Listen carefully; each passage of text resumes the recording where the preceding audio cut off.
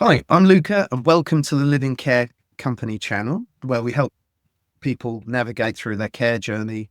We speak to experts in care and related fields. Hi, John. Lovely Hi, to have you. great to see you. And John, tell us a bit about yourself. Where do you work and what do you do? Luca, thanks ever so much for getting me to be on this podcast with you. It's really brilliant to help as many people as possible with such important matters. I'm a member of the Institute of Professional Will Writers. They've been going since 1991. It's a national organisation. We have somewhere in the region of about 1,000 members altogether. But we're all professionally trained to do wills and powers of attorney for people. And that's really important for clients because will writing is not regulated. And the IPW is one of the foremost bodies that makes sure that people are professionally trained so they can actually help clients correctly. And we also work with a Chartered Trading Institute, a code of practice, which means that we're trying to, at all times to do the best possible thing for our clients. And that's really, really critical. So if we're seeing anybody, it means that they can trust the service that's given to them and that it'll be right. And that's really critical. Yeah, I suppose if a will is improperly written or Drafted, yeah. drafted, rather, what in your experience, what have you ever seen the implications of having a will that wasn't done properly? Yeah, I've seen in my past history of going to see many clients because I check wills that people have got and say, is it correct? I had one where a solicitor had drafted a will and the will was purporting to give away this chap's will his wife's chattels. Well, that's impossible Yep. because that can't happen. I've seen DIY, I hate to say WH Smiths, but DIY type wills where the sentences weren't completed correctly, so the will's completely invalid, or it's actually only signed by the person who makes the will, which is completely wrong. And I've also seen the consequences of people not doing wills properly. I've written down some cases of the real life type cases where not having a valid will is a crucial problem. Yeah. I So suppose it leads to family breakups and disputes, and yeah, then yeah, all huge, sorts. potentially huge legal bills down the Absolutely, road if and absolutely. when it's being disputed. And obviously massive upset and personal pain. Really, yeah, Absolutely, it yes, is it so does. important to get a will properly written. But why should someone get a will done? Well, a will effectively is a legal document that essentially what it does, it appoints the person who's making the will. In law, they're called the testator. So the testator is making a will, and the testator in the will, the testator appoints people who are executors, and the executor's responsibility is to carry out the wishes that are described in the will. Yeah. So it's a legal document. It is private until the person passes away, and then the executors apply for what is called probate. And probate is the legal authority for the executors to actually act and to start to carry out that person's wishes. So it's really important to have the will done properly because it's so easy to just write a will and think it's okay. However, everything changes, the law changes, tax rules change, and the way that a will is worded is critical in terms of making sure that it does what the client wants. Really, really important. Yeah. The same applies in a way to powers of attorney. So we can discuss those in a bit. People often talk about peace of mind when it comes to wills. What other benefits do they provide for individuals and their families? I think two things come to mind which are really important. One is clarity, to make sure that, where you say, I want to make sure that this person or this asset goes to this person or etc. So it gives clarity about what that person's wishes are. And secondly, it gives certainty so that the person who is making the will, for example, knows that the wishes that they put on the will be carried out Yeah. because it's a legally enforceable document. And the other thing that's important is that it gives a degree of not only clarity, but the person is more confident that things will happen. And that's where peace of mind comes from, really, as far as people are concerned. I think I've heard it many times from people saying, "Thank goodness I've done that. I really feel, that I've done Yeah. the right thing," which is really, really important. Yeah. What do you think it is that sometimes stops people from getting a will done? Is it like the thought of something macabre and horrible, and then they just sort of don't want to go there? Strangely enough, that's a weird one. I've heard people say, "If I make a will, it means I'm going to die soon," kind of thing, which is a complete misnomer. It's It's one of those things, totally but nonsensical, isn't it? But I can it is. sympathise. I can sympathise with that. It means you need to start contending with the idea of I death, mean, isn't it? Really? But death happens to us all. That's a fact of life. yes, A will doesn't hasten no, death at all. There are other things that people often say is that I don't need a will because the state's going to look after me, or my family will do what's required, etc. Well, that is completely erroneous, because there are many situations where if somebody doesn't make a will and the law of intestacy comes into force, and the estate is distributed under the law of intestacy, that can be catastrophic in many, many situations. So it's crucial that a will is done and done professionally, and the yep, person gets professional advice to do it correctly. no, absolutely. You've mentioned intestacy, isn't it? Yeah, Where effectively there's no will, and then the law is followed on how to sure. distribute the estate. But what will that result in, and what are some of the Okay, drawbacks well, of leaving here's it to that? okay. So I've written down sort of two examples, which are, just scenarios where things that are real that could happen. Let's say, for example, there's a lady called Sheila, and she owns a property, and she lives in the property with her partner called Jack. Okay, Jack doesn't have a property. Sheila doesn't have any children, but Jack's got children, and Sheila is very fond of them. Yep. So Sheila thinks that when she dies, she wants to, for her estate eventually to go to Jack, and then possibly to the children. However, she doesn't make a will. So what happens is that she dies, and unfortunately, the law of intestacy comes into force. So that means that the consequences are horrific. So first of all, Jack is technically homeless. Yep. He doesn't own the property, and therefore he has no entitlement to live there. His children will get nothing. If Sheila's got any parents, the parents would inherit everything. So just suppose that Sheila's mum is in a care home, then Sheila's estate will go to her mum and pretty much all be gobbled up with care fees.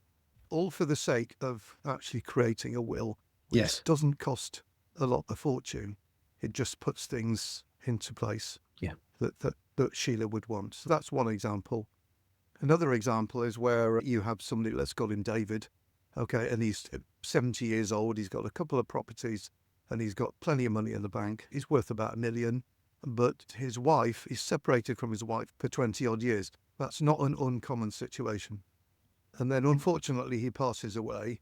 He thinks his children are going to get it all. And what happens is the law of intestacy comes into force.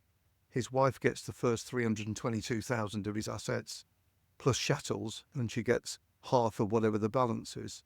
So she would inherit something like £600,000 worth of his $1 million, and his children would only get 300,000. So even though David would want them to have it all, they're not going to get it. Yeah. All for the sake Really, things are all for divvied the up sake of, yeah. And so according to the law, which is really rarely, if ever, what the person would have wanted. yeah. And we see these programs about heir hunters who go and chase, who's auntie and where is this relative?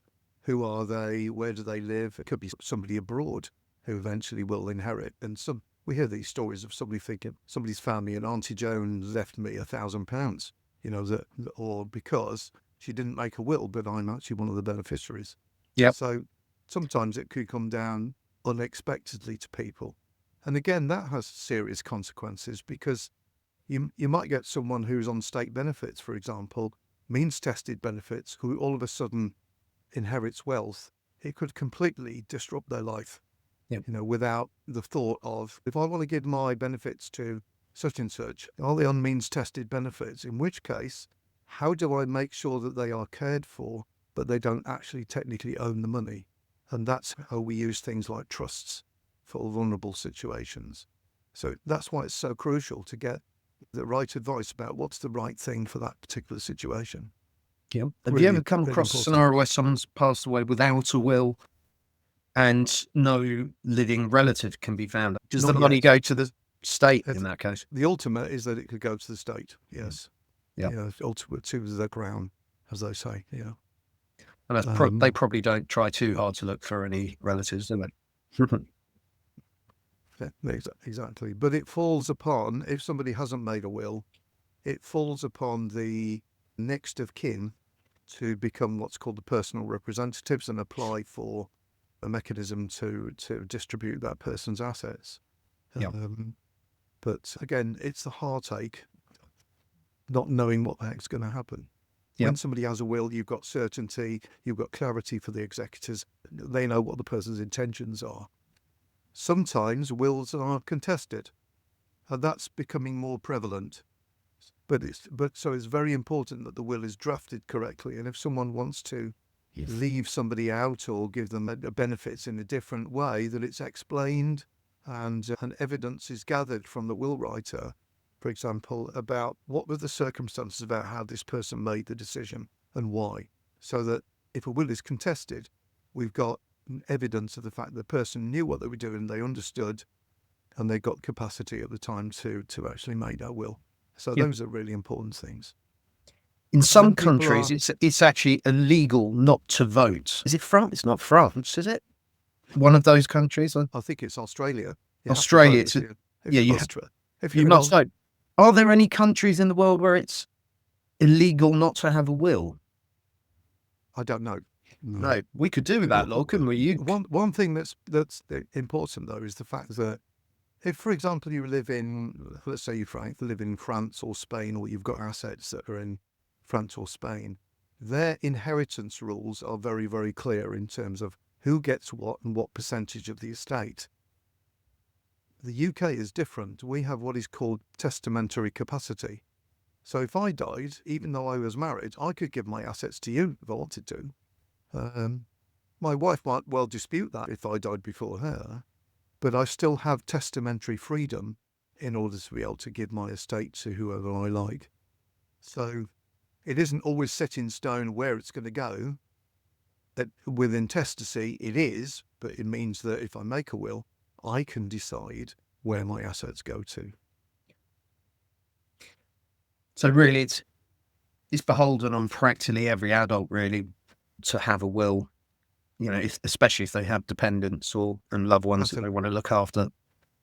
It's the caring thing to do.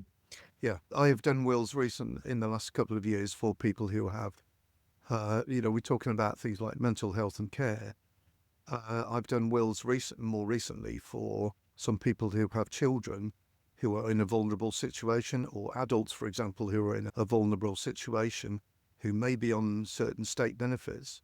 And there are special trusts that are around for those kind of scenarios, because you may want to give your assets to a person, however that person might be mentally deficient, or they might be in care, for example.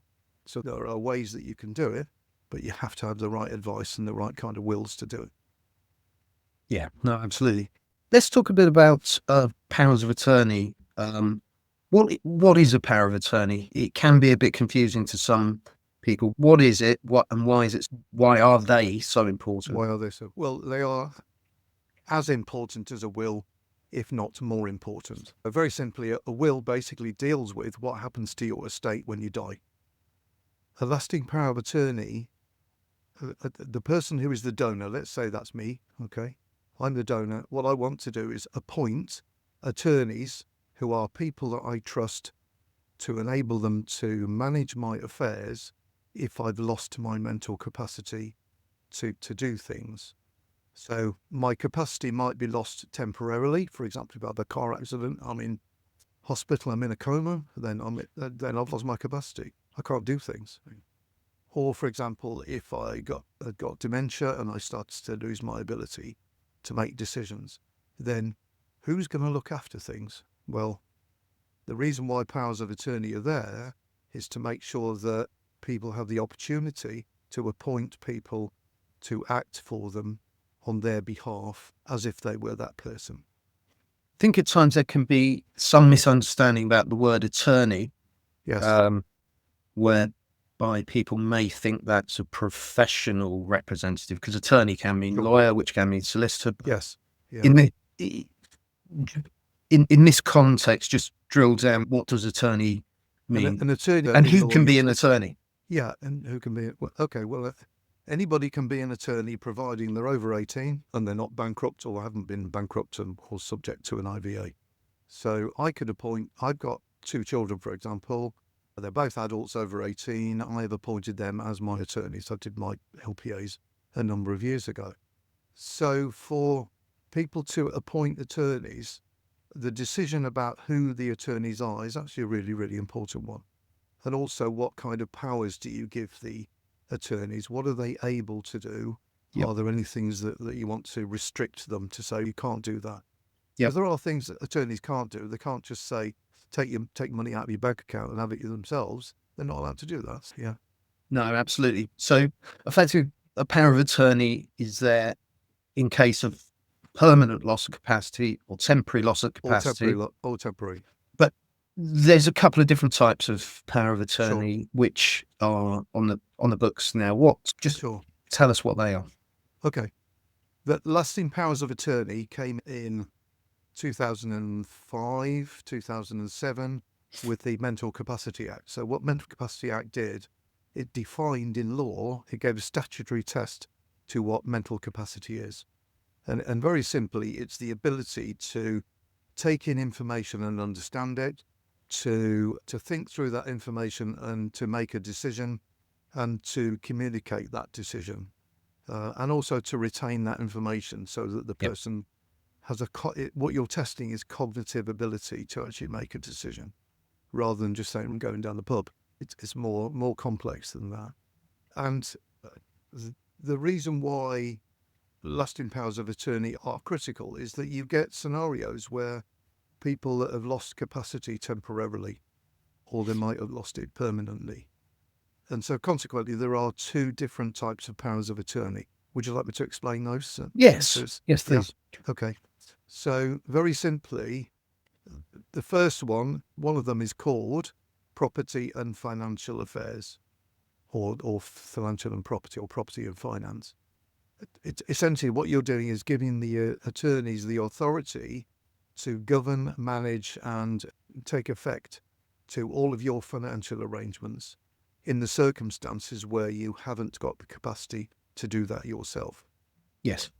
Yep. With a financial one, you can also, on the document, give the effect where your attorneys can actually deal with things even if you've not lost mental capacity. Actually, I think that's really, really crucial, because people begin to, if somebody has a physical illness and they can't do things, or they've lost the ability to sign, for example, but their brain is still okay, so they've still got the capacity, but they physically can't do things. In which case, how do they manage their finances? So it could be that they need attorneys to help them, obviously with their permission. Yeah. So just staying on the financial power of attorney for a moment, effectively it's a document where you name someone that in the event of need or loss of capacity, they will be able to act on your behalf. Absolutely. And John, tell us a bit about, we've discussed financial power of attorney.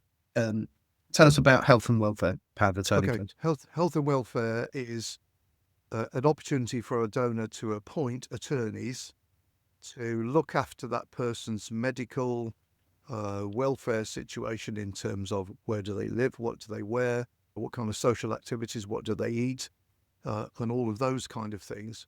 So they're giving the attorneys the opportunity to manage that situation. However, it's quite different from property and finance, because the attorneys can only act on that person's behalf if that person has actually lost mental capacity at that point for making a decision on that particular day or event. Yep. It isn't necessarily something that has to be permanent. It could be permanent, but it could be that it's just a temporary thing, in which case the person may need, for example, they could need life-sustaining treatment, for example, because they could be in an accident, or they could have had a very serious illness. And if they've lost the capacity to make decisions, then they can give permission for the attorneys to actually take action on that person's behalf. Yep. So If I came it's to you, quite John, different, but it's crucial. It's Yes. crucial, yeah. if I came to you, John, and said I'd like my wife to be my lasting power of attorney for finance and health and well-being, we would create that document. We would sign it, countersign it. Sure. What happens next? Where is that document sent, and how is it ratified? Okay. Well, I think if I was your professional advisor, I would be saying to you, what happens if you appoint your wife as a sole attorney and your wife is unable to act or dies? What happens? Yeah. So I would be saying to you, you need at least 2 attorneys, Yes. preferably more if possible. Okay. Yep. So that's the Everybody first can thing. do that. Yep. That's the crucial thing, is that because that's also a safety net, which is really, really crucial. Yep. Anyway, once the documents are completed, and what I do is I go and see a client, I take all their instructions and get information about what they need. I can then print out the power of attorney documents pre-prepared with all the client's intentions on, go and see the client, and then we get everything signed, get the attorneys to get everything signed. Once all of that is done, the document can then go to the Office of the Public Guardian, which is in Birmingham. Yep. And they receive thousands of these every day in terms of applications. What they then do is they'll then process it. A fee may be payable at the time, which the Office of the Public Guardian will charge. And then there's a cooling off period of 28 days. The document is then authorised and what's called registered. And it then comes back to either the donor who created it or an attorney, depending on what's specified on the document. Yep. The document is then in force. So that means that the attorneys then have the ability then to help the donor. I'm always interested in the technicalities, because I wonder if, say, a bank could then go to the Office of Public Guardian just to double check that has it been ratified, has it been lodged? Well, yes, they can. That's it, and that leads me on to the next thing, which is that once the document is registered and is in the possession of the donor or the attorneys, an account can then be created online, which enables organisations such as banks to go into the thing to say, right, who is this person's attorneys? So if I was an attorney in your bank, for example, and you couldn't do things, and I went into your bank, then the bank would say to me, prove your ID. We know that you're an attorney because we can see it on this. Well, I've given you the right codes, but prove and then we could deal. Yeah. So that enables the attorney to then access funds to disperse on behalf of the donor. Yeah. But there are scenarios, for example, where you're dealing with an organisation that doesn't do all of that. They want to see the physical document. Yeah. So it's really crucial that you have the physical document, and the donor can actually make a certified copy of it, which is really important because you might need it for all sorts of different scenarios. Yeah. Choosing someone, therefore, to be power of your attorney is very, very important. What sort of things make someone a good choice to be someone's power of attorney? I would say when I talk to my clients, I recommend that they choose people that they feel are younger than them, if possible. Yeah. Because you don't know how long these documents are. These documents last until you die. So you could be 94 when you die, for example. Who knows?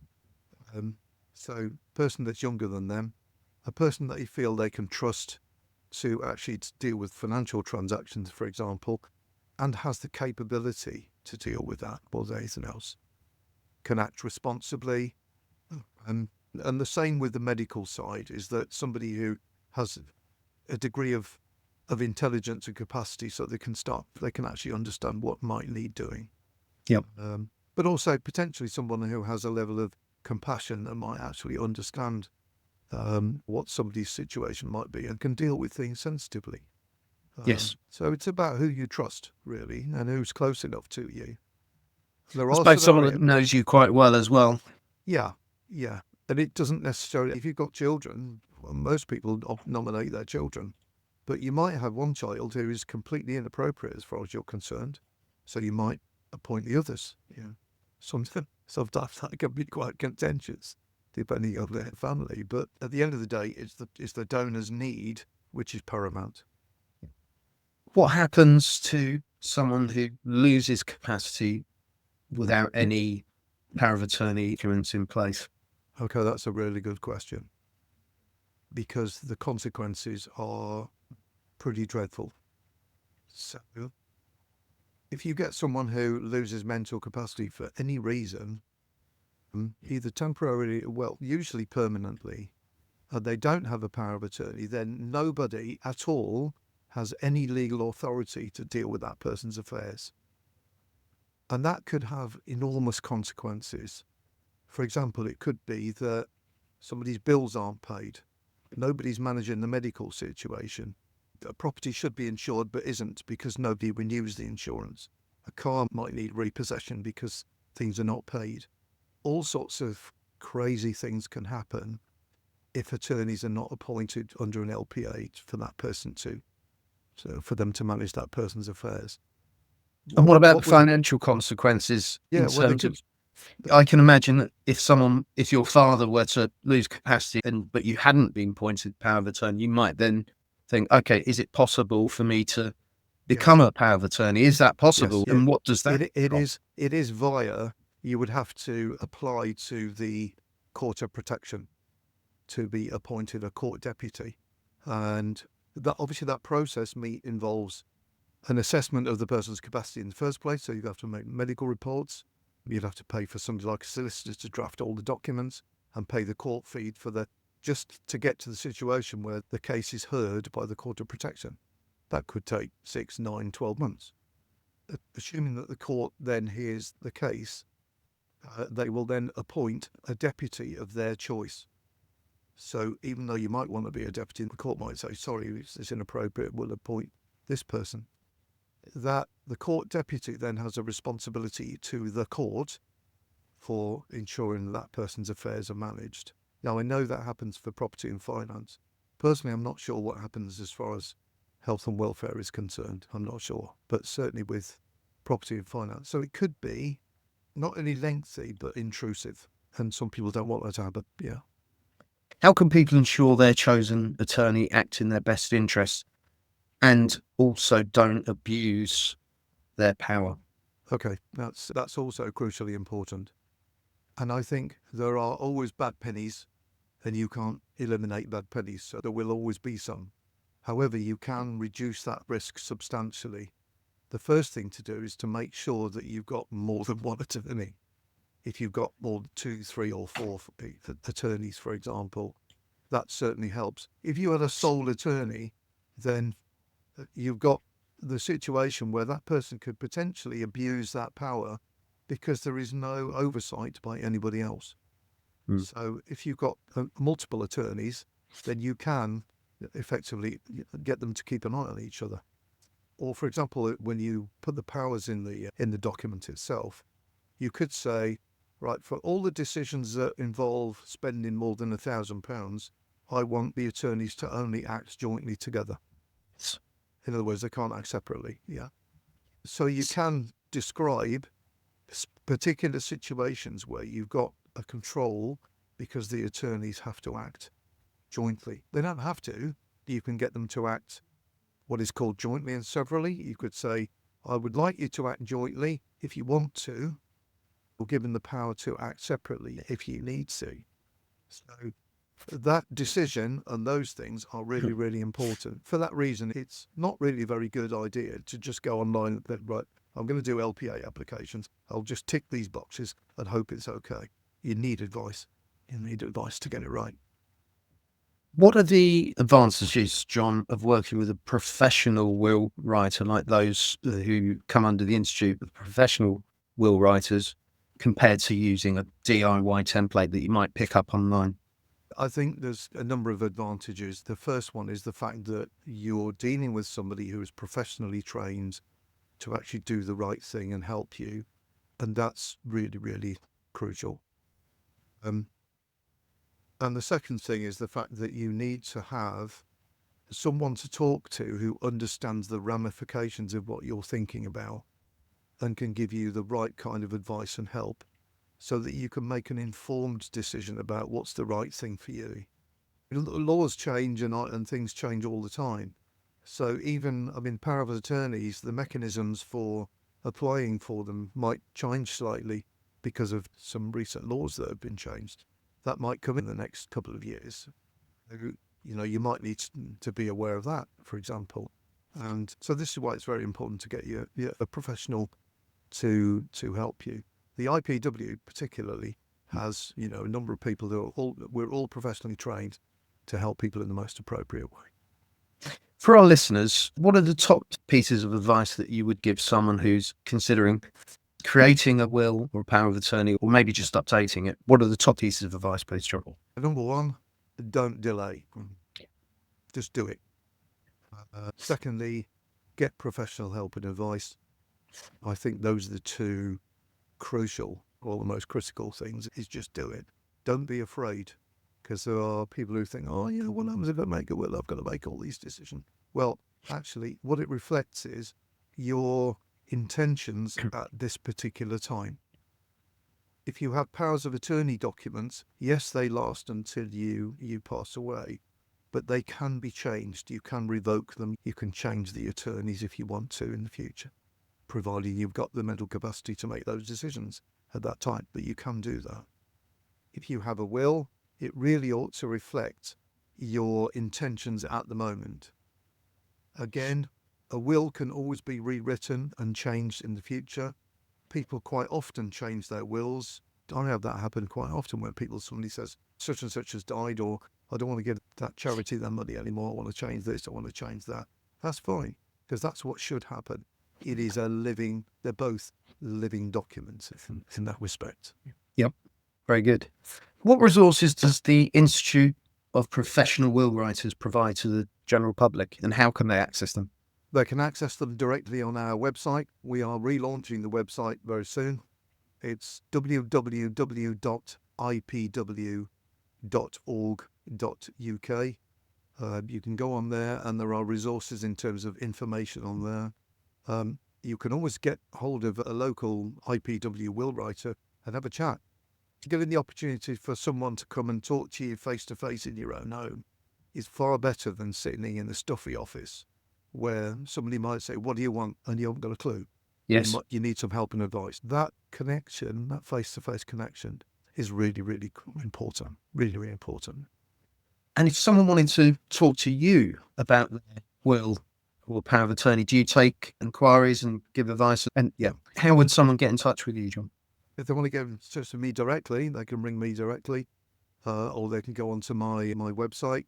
I run a little business. It's just me. I live in the Midlands, and my business is called Stonehouse Legal Services. So you can go on stonehouselegal.co.uk, which is my website.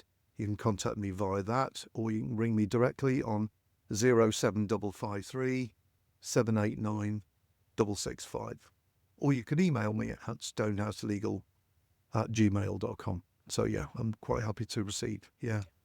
I'm semi-retired, so I'm not mega busy. I don't need to be mega busy, but I'm very happy to give people my time to discuss things. Wonderful. Well, look, I really appreciate all that advice. I mean, if we've just persuaded one person to get their will done or their power of attorney done, and therefore really benefit their families and loved ones, Absolutely. 100% have been worth it. Don't delay. Don't delay. Do it. Thank you, John. Wonderful to meet you. Hope to see you again soon. Glad to be of service, and I hope we'll speak again soon. Thank you. Thanks. Cheers.